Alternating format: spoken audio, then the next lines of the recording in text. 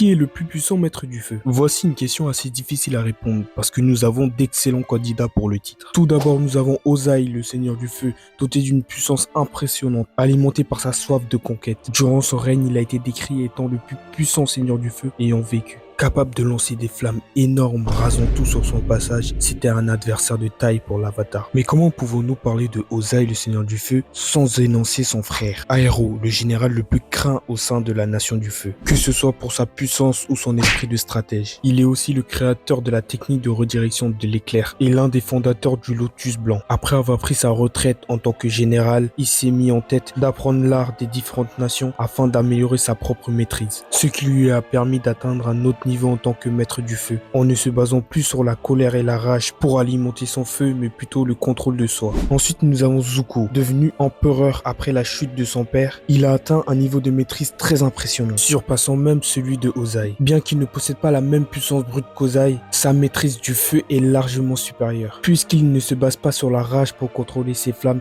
mais plutôt son énergie intérieure. Sans oublier qu'il possède la flamme originelle, qui est la forme des flammes la plus pure et équilibrée qu'il puisse avoir. Et maintenant, passons à celle qui est pour moi la plus puissante maître du feu. Oui, je parle bien de Azula, qui est de loin la maître la plus talentueuse qu'on ait pu voir. Son talent pour la maîtrise du feu est tellement inné qu'elle a réussi à débloquer les flammes bleues, qui sont décrites comme étant les plus chaudes et destructrices. Sa capacité à s'adapter au combat est tellement exceptionnelle qu'elle a réussi à battre son frère, qui était lui à ce moment-là le seigneur du feu, ce qui la met automatiquement au-dessus de Ozai et Aero. Même à l'époque où ce n'était qu'une enfant, c'était une vraie menace pour le groupe de l'Avatar Aang, puisqu'ils étaient obligés de se mettre à plusieurs sur elle pour juste avoir une chance de s'enfuir. Pour moi, elle mérite ce titre car elle possède une puissance et une maîtrise largement supérieures aux autres. Mais d'après toi,